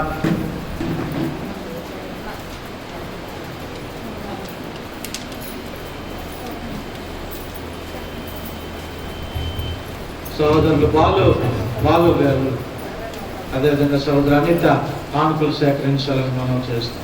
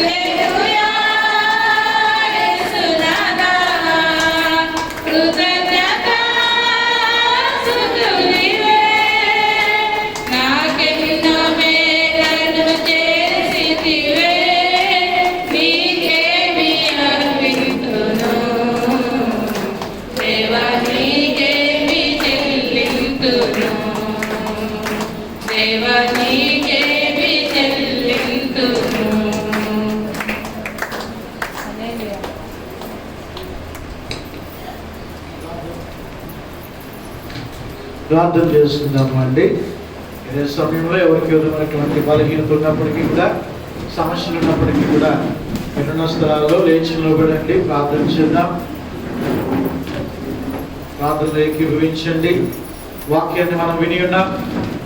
అయ్యో ప్రభువా, నేను శారీరకంగా చూస్తున్నాను కానీ ఆత్మీయంగా గుడ్డివాడిని అయిపోయినాను. అయ్యా, పాపం అనేటువంటి గుడ్డితనం నన్ను ఏలుతూ ఉంటున్నది. లక్ష్యము, తప్పుడు వ్యాపారాలు, అన్యాయము, అక్రమం అనేటువంటిది ప్రభువా నన్ను ఏలుతూ ఉన్నది నాయన. తండ్రి నాయన, నిన్ను చూడకుండా తండ్రి నాయన ధనాన్ని నేను చూస్తున్నాను. తండ్రి, ఆ గుడితనం తీసివేయండి. జక్కయ్య వలె నా నేత్రాలు తెరవబడటకు సహాయం దయచేయండి అని ప్రార్థన చేద్దాం.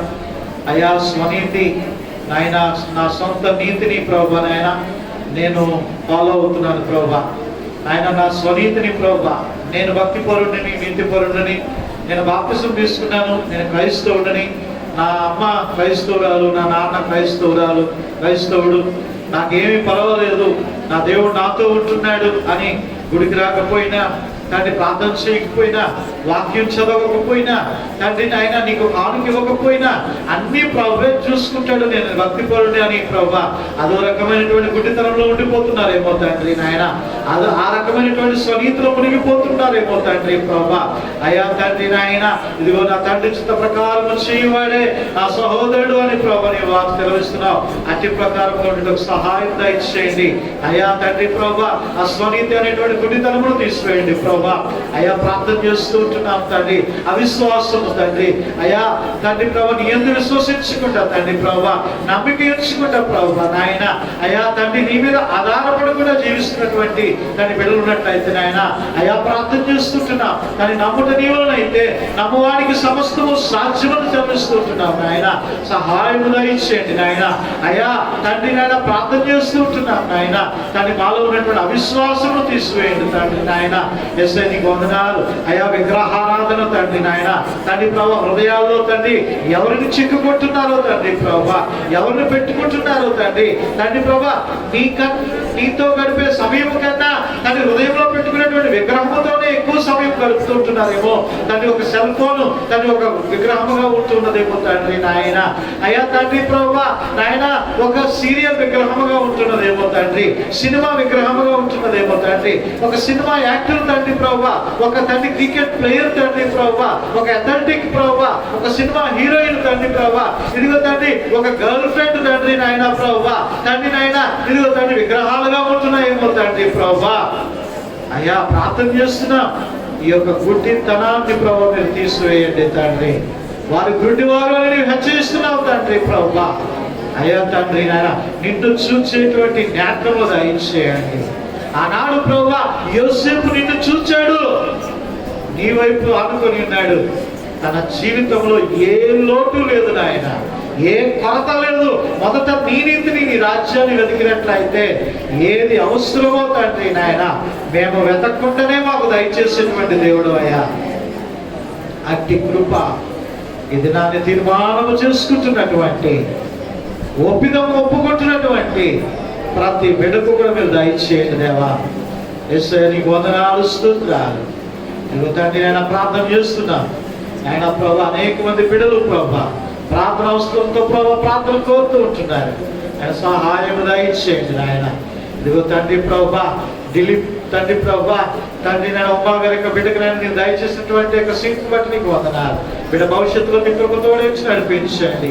ఆయన ప్రభు ఉమ్మా గారి యొక్క తమ్ముడు విషయంలో ప్రభు సహాయం దయచేయండి. ఆయన ఉద్యోగము తండ్రి ప్రభా లేక తండ్రి బాధపడుతూ ఉంటుండగా నాయన మీరు సహాయం దయచేసి ఆ కుటుంబంలో తండ్రి నాయన మీరే శాంతి సమాధానములు తండ్రి ప్రభా మీరు దయచేయండి తండ్రి నాయన. యేసయ్య నీకు స్తోత్రాలు, వందనాలు తండ్రి నాయన ప్రభా. తండ్రి తన కుటుంబం జరిగిన ప్రతి పరిణామము తండ్రి మీకు తెలుసు ప్రభా నాయన. అయ్యా మీరే కృప చూపించి తండ్రి ప్రభా మీరే తండ్రి పరిష్కారం చేయాలని ప్రభు మీ తండ్రిలో పెడుతున్నాం నాయన. దయ చూపించండి నాయన. అదేవిధంగా తండ్రి నీలరావు గారి యొక్క సహోదరి నాయన అరుణ అనేటువంటి బిడ్డను బట్టి ప్రార్థన చేస్తున్నాం. ప్రార్థన విని ఉన్నారు, మీకు వందనాలు తండ్రి ప్రభా. పరిపూర్ణ స్వస్థత క్షేమము తండ్రి నాయన దయచేయండి తండ్రి. అయా మీకు స్తోత్రాలు. నిశ్చితమైతే నీకు సాక్షికరముగా తండ్రి మీరు నిలవబెట్టండి తండ్రి. అయా నీకు వందనాలు. ఇదిగో తండ్రి ప్రభా వేణుగోపాల్ వారి యొక్క పెదనాన్నగారు బట్టి ప్రార్థన చేస్తున్నాం. తండ్రి సీరియస్ గా ఉంటూ ఉంటాడుగా ఆ బిడ్డను కూడా మీరు ముట్టి స్వస్థపరచండి. పరిపూర్ణమైన విడుదల యేసు నామములో మీరు దయచేయండి తండ్రి నాయన. యేసయ్య నీకు స్తోత్రాలు, వందనాలు. అదే విధముగా తండ్రి నేను ప్రార్థన చేస్తుంటున్నాం. లూదియమ్మ గారిని బట్టి ప్రార్థన చేస్తుంటున్నాం తండ్రి. అయా తండ్రి నేను సూర్యుడమ్మ గారిని బట్టి ప్రార్థన చేస్తున్నాం తండ్రి. తరులను ప్రభా మీరు తండ్రి స్వస్థపరిచి మీరు లేవనెత్తండి, పరిపూర్ణ విడుదల దయచేయండి అయ్యా. అయ్యా నీకు వందనాలు. అదేవిధంగా తండ్రి ప్రభా నాయన తండ్రి సహోదరి కుమారుని బట్టి ప్రార్థన చేస్తున్నాం. ఆ బిడ్డకున్నటువంటి గ్యాస్ట్రిక్ సమస్య నుంచి కూడా పరిపూర్ణ విడుదల క్షేమాన్ని మీరు దయచేయండి తండ్రి నాయన. యేసయ్య మీకు స్తోత్రాలు, వందనాలు. మహాగరుడ మహోన్నతుడా మీ ఘనమైనటువంటి నామమును బట్టి మీకు స్తోత్రాలు, వందనాలు తెలియజేసుకుంటున్నాం. అయ్యా తండ్రి నీ సన్నిధిలో లేచినబడి ఉన్నారు. అయ్యా తండ్రి ప్రార్థిస్తుంటున్నారు. వారి సమస్యలు మీతో చెప్పుకుంటున్నారు తండ్రి నాయన. అయ్యా తండ్రి నాయన మీ చెవులు మందము కాలేదు తండ్రి నాయన.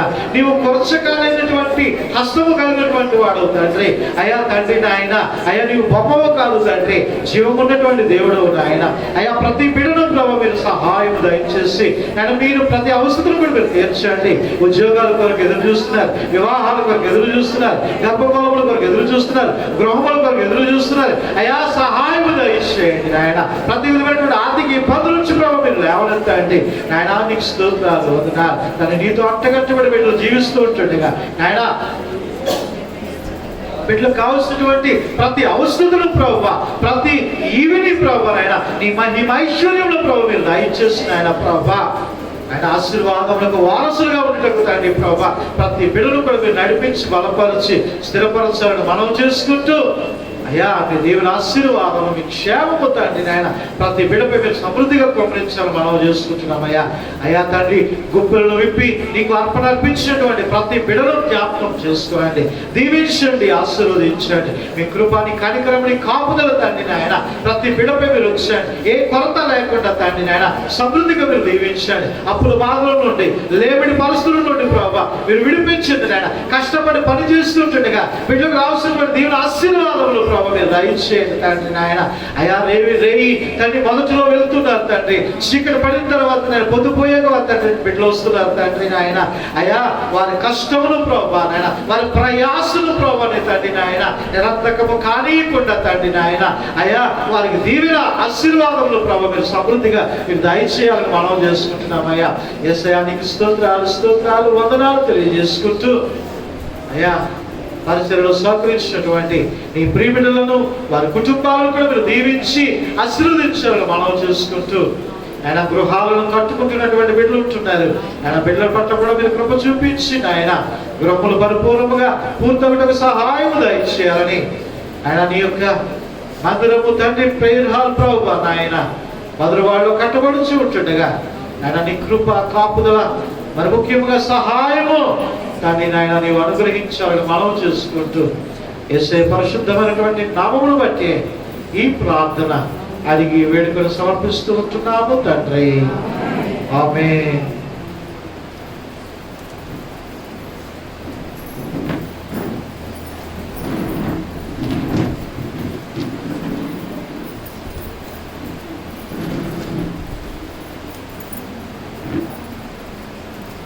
సంఘ ప్రకటనలు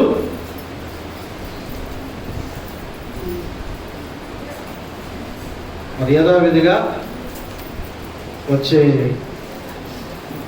ఆదివారము 2 ఆరాధనలు ఉంటే ఉదయం 7:30 గంటలకు మొదటి ఆరాధన, 10 గంటలకు 2వ ఆరాధన ఉంటుంది. దయచేసి ఏర్పాటు చేయబడినటువంటి ఏరియాల ప్రకారము రావాలని మనం చేస్తూ, మరి శుక్రవారము మరి వాట్సాప్ ఆడియో ద్వారా మరి ఆరాధన వస్తుంది. మధ్యాహ్నం 2 గంటల నుండి దయచేసి ప్రార్థనలో ఏకీభవించాలని మనం చేస్తూ ఈ యొక్క ప్రకటన ముగిస్తున్నాం. అందరం కూడా లేచి నిలబడినట్లయితే ముగింపు కీర్తన ఆశీర్వాదంతో నేటి ఆరాధన ముగించుకుందాం.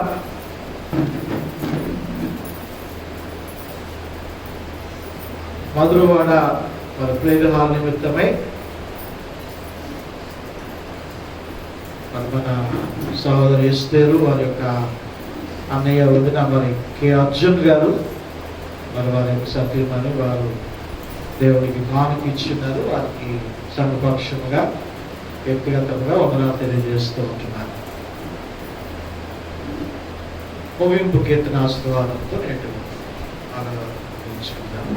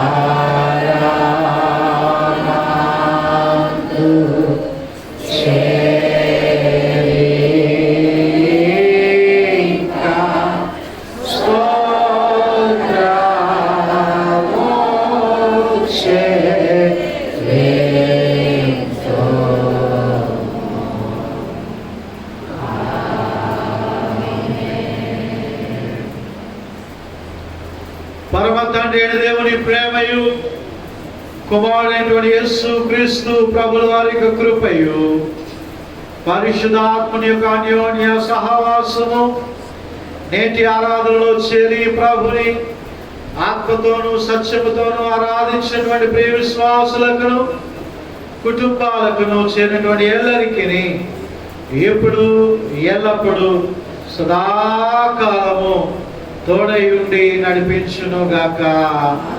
ఆమేన్. అందరికీ వందనాలు అండి. సమాధానకర్తయగు దేవుడు మీ అందరికీ తోడై ఉండును గాక. ఆమేన్. దయచేసి ఎక్కడ వారు అక్కడ కూర్చోవాలి మనం చేస్తున్నారు.